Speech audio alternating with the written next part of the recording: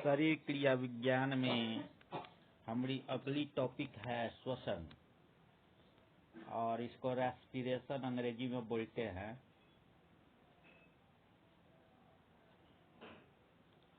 इस क्रिया में जैविक कोशिकाओं द्वारा शरीर के सामान्य ताप पर अनेक सुव्यवस्थित चरणों में होने वाली यह एक जटिल क्रिया है। इसके अंतर्गत कार्बनिक पदार्थों का जैविक ऑक्सीकरण द्वारा चरणबद्ध अपघटन होता है और धीरे धीरे चरणबद्ध क्रम में ऊर्जा मुक्त होती है। श्वसन की क्रिया दो प्रकार से होती है।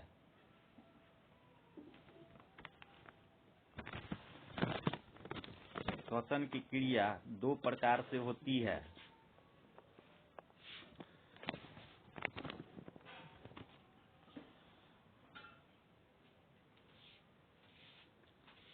इसमें पहला प्रक्रिया है ऑक्सी श्वसन, जिसको एरोबिक बोलते हैं। इस प्रकार की श्वसन क्रिया में ऑक्सीजन की उपस्थिति अनिवार्य होती है। श्वसनीय पदार्थ का पूरा ऑक्सीकरण होता है, जिसके फलस्वरूप CO2 एवं H2O कार्बन डाइऑक्साइड और जल बनते हैं तथा काफी मात्रा में ऊर्जा मुक्त होती है। अधिकांश जीवों में ऑक्सी श्वसन ही होती है, इसलिए इसे ऑक्सी जीव या वायु जीव एरोब्स कहते हैं। और दूसरा होता है अनॉक्सी श्वसन,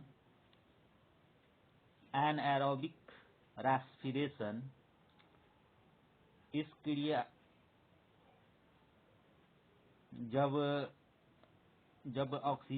श्वसन की क्रिया बिना ऑक्सीजन के संपन्न होती है तो इसे अनॉक्सी श्वसन कहते हैं। इसमें श्वसनीय पदार्थ का अपूर्ण इनकम्प्लीट ऑक्सीकरण होता है और इसके फलस्वरूप एथिल अल्कोहल, लैक्टिक अम्ल इत्यादि कार्बनिक यौगिक व कार्बन डाइऑक्साइड बनते हैं। इस श्वसन की प्रक्रिया में H2O का निर्माण नहीं होता है। यह केवल कई सूक्ष्म जीवों जैसे ईस्ट व अनेक बैक्टीरिया में यह प्रक्रिया पाई जाती है। ऐसे जीवधारियों को अनॉक्सी जीव एनएरोबिक कहते हैं। श्वसन की क्रिया विधि मैकेनिज्म ऑफ रेस्पिरेशन। यह भी क्रिया दो तरह से संपन्न होती है, ग्लाइकोलिसिस और क्रेब्स चक्र। ग्लाइकोलिसिस में ग्लूकोज के एक अणु से पाइरूविक अम्ल के दो अणुओं का निर्माण होता है। इसमें ऑक्सीजन की आवश्यकता नहीं होती है। यह क्रिया ऑक्सी श्वसन एवं अनॉक्सी श्वसन दोनों में एक समान रूप से होती है। इसकी पूरी प्रक्रिया कोशित द्रव्य में संपन्न होती है। और जो है क्रेब्स चक्र, इस प्रक्रिया की सारी अभिक्रिया यूकैरियोटिक जीवों में माइटोकॉन्ड्रिया में तथा प्रोकैरियोटिक जीवों में कोशिका कला पर संपन्न होती है। और इसकी खोज हैंस क्रेब्स ने 1937 में की थी। इसे साइट्रिक अम्ल चक्र या ट्राई कार्बोजेलिक अम्ल चक्र भी कहते हैं। क्रेब्स के अनुसार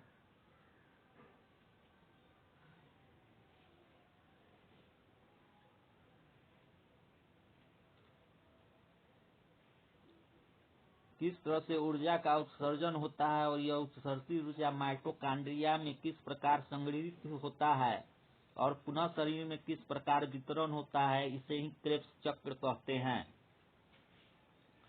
अब है मनुष्य में श्वासोच्छ्वास की विधि, माने श्वास लेने की विधि।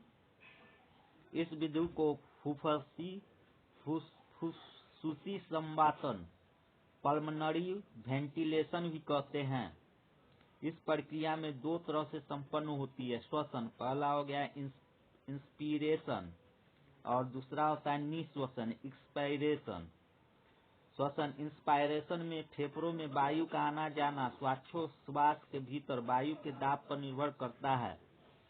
जब वातावरणीय वायु दाब श्वासोच्छ्वास वायु दाब से अधिक होता है तब वायु श्वासोच्छ्वास में प्रवेश करती है। इस प्रक्रिया को श्वसन कहते हैं।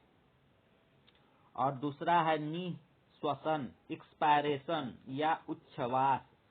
जब वायु दाब श्वासोच्छ्वास में अधिक हो जाता है और वातावरण में कम होता है तब वायु श्वासोच्छ्वास से बाहर वातावरण में आती है। इसे निःश्वसन कहते हैं। निःश्वसन के दौरान हृदय पर वायु दाब अधिक होती है। इस प्रक्रिया में गैस के रूप में CO2 बाहर निकलती है। नोट: मनुष्य में श्वसनांग के अंतर्गत वे सभी अंग आते हैं जिनमें वायु का आदान प्रदान होता है, जैसे नासा मार्ग, ग्रसनी, लैरिक्स या स्वर यंत्र, ट्रेकिया, फेफड़े, ब्रोंकाई तथा ब्रांकियोल्स। अब जो है कि श्वासोच्छ्वास में वायु का संगठन किस प्रकार से है उसको देख लेते हैं। जब हम वायु को अंदर लेते हैं तो उस समय 79% नाइट्रोजन हमारे शरीर के अंदर जाता है और ऑक्सीजन का परसेंटेज जो होता है वह 21% होता है, जबकि कार्बन डाइऑक्साइड जो है वो केवल 0.03% रहता है और पानी का वाष्प जो है वह प्रवर्तित होते रहता है और बहुत कम मात्रा में होता है। बाहर निकाली गई वायु में भी 79% नाइट्रोजन रहता है, मतलब नाइट्रोजन का कोई इसमें उपयोग नहीं है। ये सब पेड़ पौधा नाइट्रोजन उपयोग करता है और जितना हम लोग नाइट्रोजन लेते हैं उतना वापस कर देते हैं। गिव टेक वाला रूल्स है, जितना लो उतना वापस कर दो।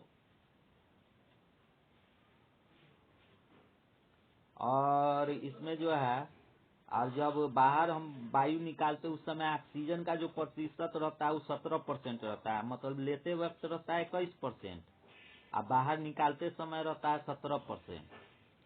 और वो 17% में जो बच गया 4% वो कार्बन डाइऑक्साइड में बदल जाता है।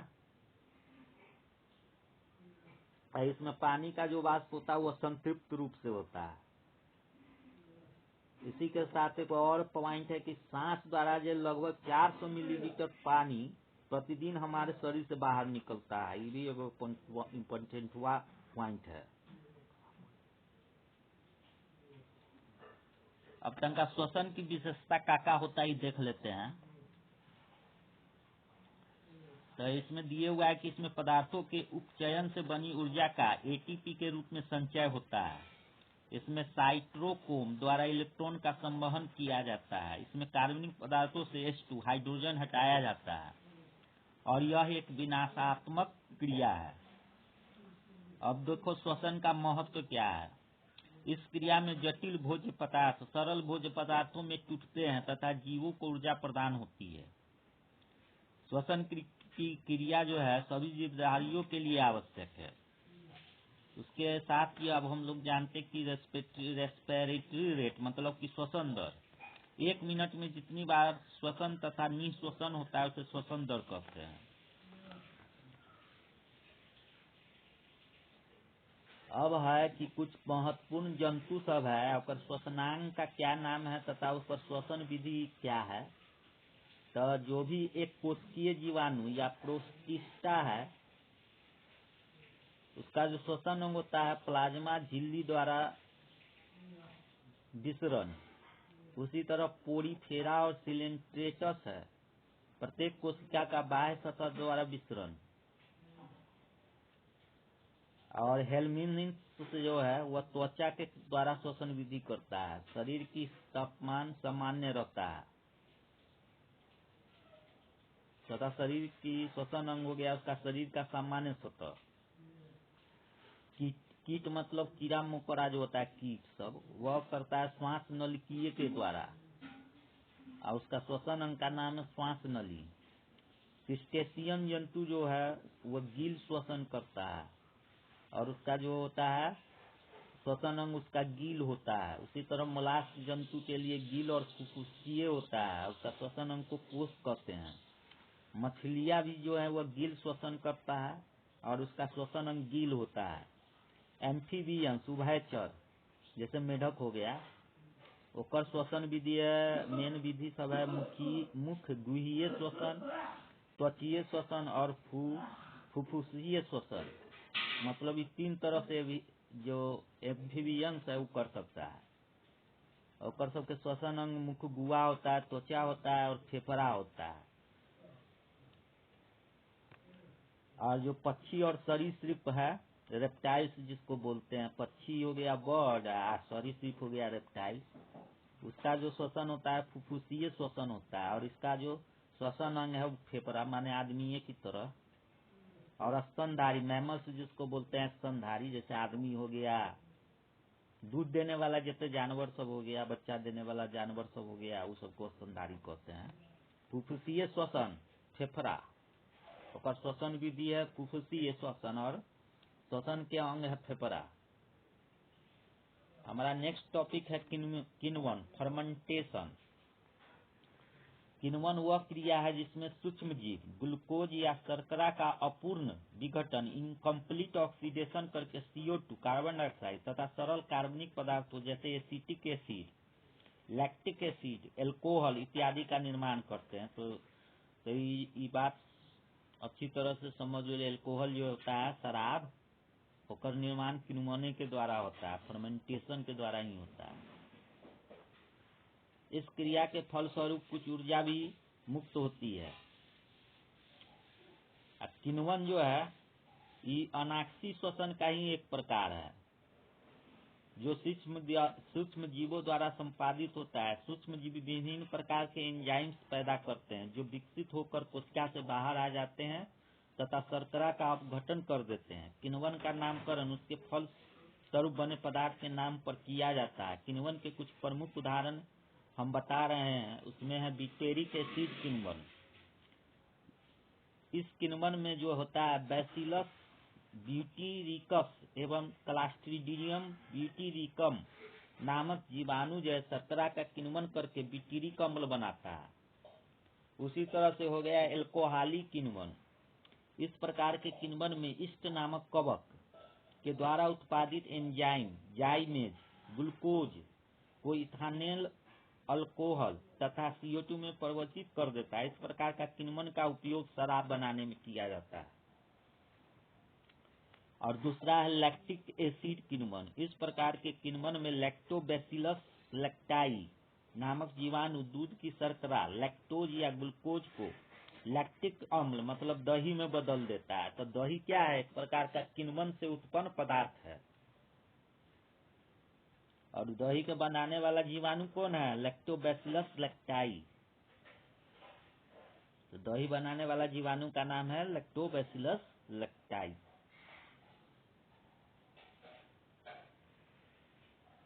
अब हमारी जो है अगली टॉपिक है एक्सक्रेशन माने उत्सर्जन। खाने पीने के बाद जो उत्सर्जित होता है शरीर से, वो सबको बोलेंगे। मतलब जो भी विषैला पदार्थ हो गया, अपशिष्ट पदार्थ हो गया, जो शरीर में मतलब उसका काम पूरा हो चुका है, उसको शरीर से बाहर निकालना है, तो उसको उत्सर्जन कहेंगे। जैसे आप इसमें देखो डिफिनीशन सब जो है वो बताते हैं कि कैसे होता है। शरीर कोशिकाओं से वर्ज्य वेस्ट या विषाक्त पदार्थों को बाहर निकालने की क्रिया विधि को उत्सर्जन कहते हैं, एक्सक्रेशन। और वे अंग जो उत्सर्जन की क्रिया में भाग लेते हैं या सहायता पहुंचाते हैं को उत्सर्जी अंग एक्सक्रेटरी ऑर्गन्स कहते हैं।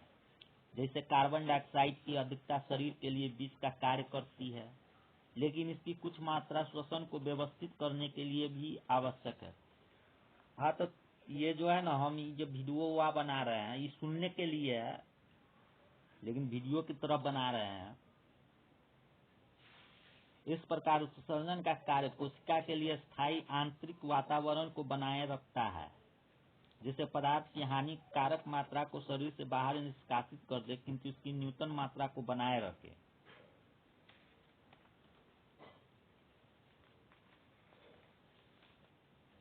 अब जो है विभिन्न जंतु के कुछ नाम देले है और उत्सर्जन माने विधि देले है कि उत्सर्जन विधि क्या है, उसका नाम दिए हुआ है। जैसे हो गया मोलास्क जंतु, तो उसका जो उत्सर्जन विधि होता है मूत्र अंग जो होता है रेनल ऑर्गन बोलते हैं उसको अंग्रेजी में। उसी तरह कशेरुकी जंतु हो गया मुख्यतः वृक्क द्वारा। आर्थ्रोपोडस हो गया मैल्पीघियन नलिकाओं द्वारा। अब ये सब देखो, ये सब जो नाम सब है इसके लिए विस्तार से पढ़ना माने बताएंगे तब समझ में आएगा, अभी सीधे नाम याद रख लो। एनिलिडा संघ के जंतु शुक्र नेफ्राइडिया द्वारा, चपटे कृमि ज्वाला कोशिकाओं फ्लेम सेल्स द्वारा, सिलेंट्रेटस सीधे कोशिकाओं द्वारा, पोरिफेरा संघ के जंतु विशिष्ट नलिका तंत्र कैनाल सिस्टम द्वारा और एक कोशिकीय जंतु विसरण द्वारा।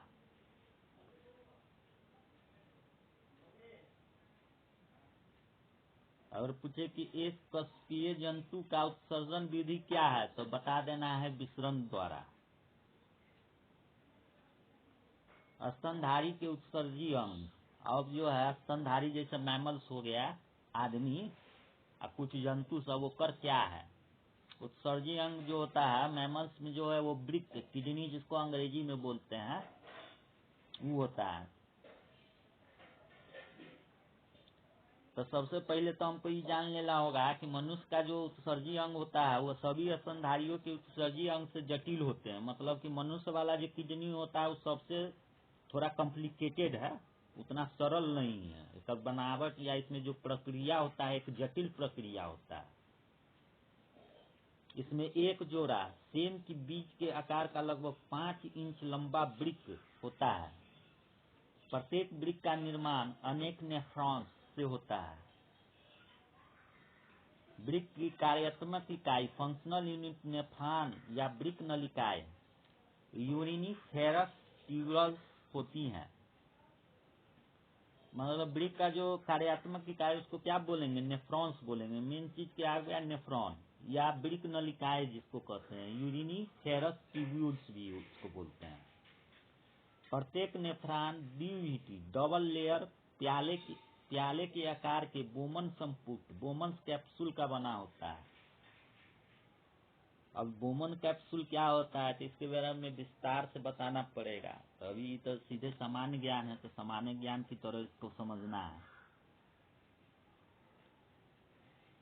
उसी तरह है कि कशेरुकाओं के विभिन्न उत्सर्जी अंग एवं उनके कार्य। कशेरुकाओं जैसे उत्सर्जी अंग में पहला हो गया वृक्क किडनी, तो सब में मतलब जितना भी मैमल्स है उस सबके लिए होगा।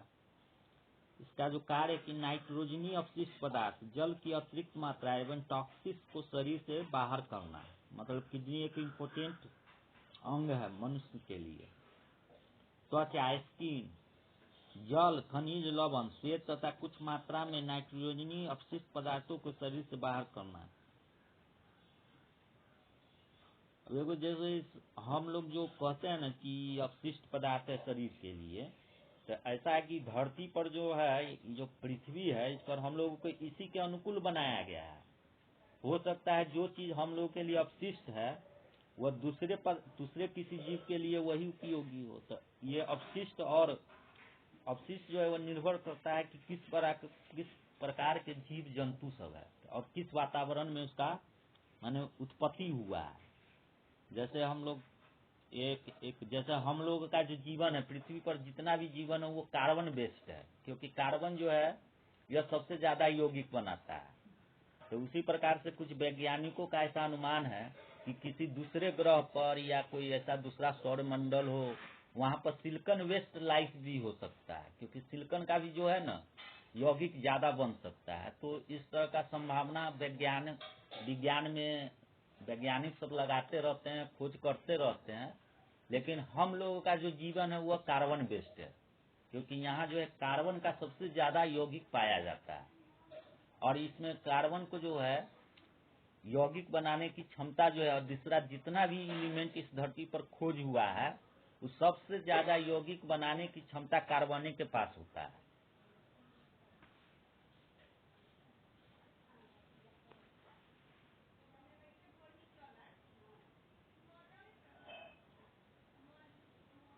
तो हम लोग उत्सर्जी कशेरुकी के विभिन्न उत्सर्जी अंग उनके कार्य के बारे में जानकारी ले लेते हैं। तो पहला है वृक्क जो है वह नाइट्रोजनी अपशिष्ट पदार्थ जल की अतिरिक्त मात्रा एवं टॉक्सिन्स का शरीर से बाहर करना इसका काम है। उसी तरह देखो त्वचा भी जो है ना वो भी एक उत्सर्जी अंग ही है। यह क्या करता है जल खनिज लवण स्वेद तथा कुछ मात्रा में नाइट्रोजनी अपशिष्ट पदार्थों को शरीर से बाहर निकालता है। उसी तरह से फेफड़ा हो गया लंग्स, इस CO2 एवं जल को जल वाष्प के रूप में शरीर से बाहर करता है। आंत हो गया, इंटेस्टाइन जिसको बोलते हैं, अनपचे एवं अन्य उत्सर्जित पदार्थों को मल के रूप में शरीर से बाहर करना। यकृत, लीवर हो गया, अमोनिया को यूरिया में ही बदल लेता है। अब देखो ई जो है अमोनिया को यूरिया में बदलता है, ठीक। अब ई हम लोग के लिए अपशिष्ट पदार्थ है, लेकिन ये चीज पेड़ पौधा के लिए उपयोगी है, वह उसके लिए खाद के रूप में काम करेगा। तो ये सब निर्भर करता है। बायोलॉजी थोड़ा है बहुत दूसरे टाइप का सब्जेक्ट है, इसको बहुत अच्छी तरह से समझना पड़ता है।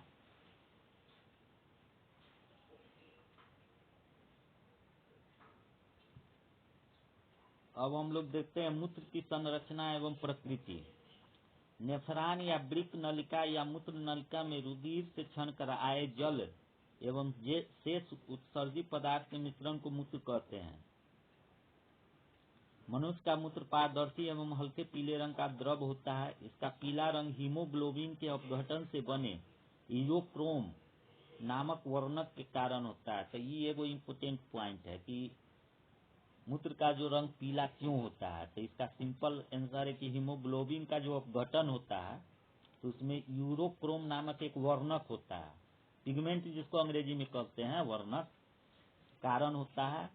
और जब इसकी गंध का कारण इसमें उपस्थित कार्बनिक पदार्थ होते हैं, और इसका गंध जो होता है उसमें कुछ कार्बनिक पदार्थ सब होता है, उसके कारण से होता है।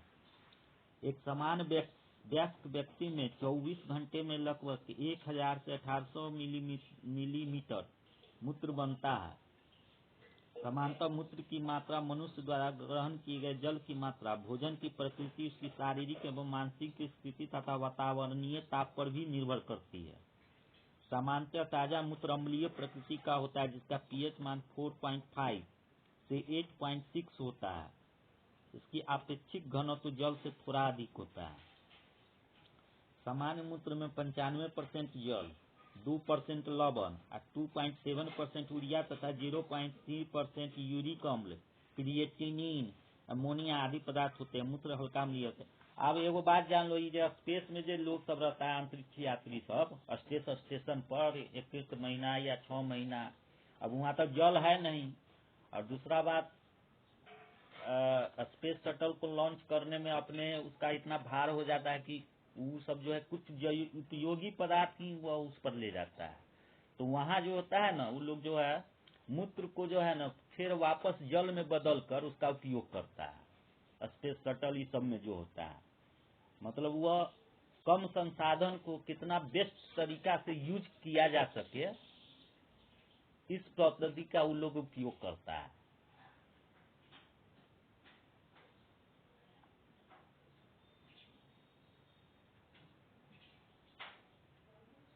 अब हमारा है कि कुछ इम्पोर्टेंट पॉइंट सब है, तनका इसको जान लेते हैं कि क्या क्या है।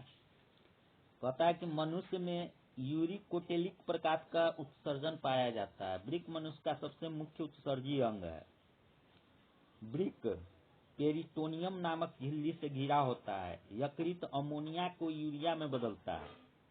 मूत्राशय उदर गुहा में उपस्थित होता है। मूत्र में 95% जल की मात्रा होती है। अगर पूछे कि मूत्र में कितना % जल होता है तो 95%।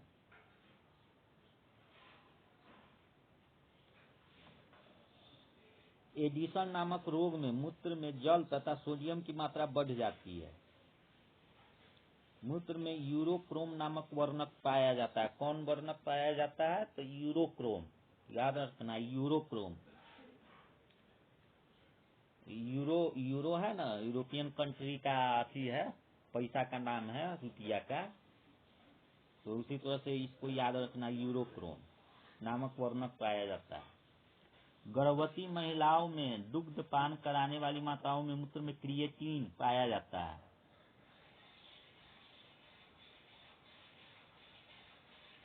सांप, मगरमच्छ, पक्षी, प्रोटोथीरिया आदि में मूत्राशय अनुपस्थित होते हैं। कैल्शियम फास्फेट का त्याग आहार नल द्वारा किया जाता है। मनुष्य के मूत्र द्वारा प्रतिदिन 15 ग्राम एमिनो अम्ल का उत्सर्जन होता है। यूरिया निर्माण में 3 एटीपी अणुओं का खर्च आता है। नेफ्रॉन्स द्वारा ग्लूकोज का 100% अवशोषण हो जाता है। अभिदाही धमनिका एफरेंट आर्टेरियोली बोमैन संपुट में रक्त ले जाती है। यकृत द्वारा पीतवर्णक यकृत द्वारा पीतवर्णक पित्त लवण व कोलेस्ट्रॉल का स्रवण होता है।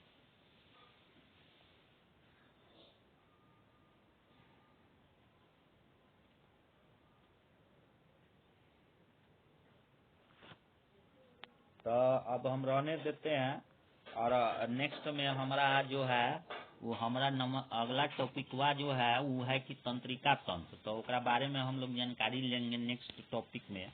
तब तक के लिए हम लोग अलविदा कहते हैं एक दूसरे को। फिर अगले दिन अगले वीडियो के साथ